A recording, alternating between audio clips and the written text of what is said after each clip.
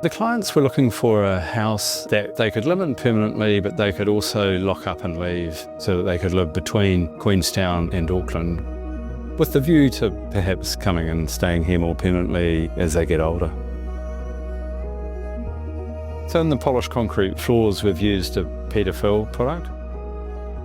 It's a dark pigment, but it contrasts really nicely with the lighter schist stones of the aggregate.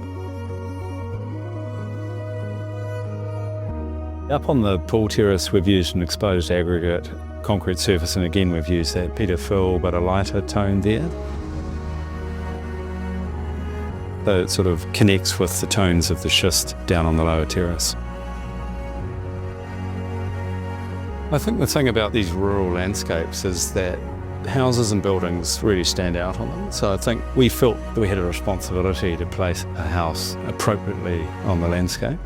I think that's what we've achieved.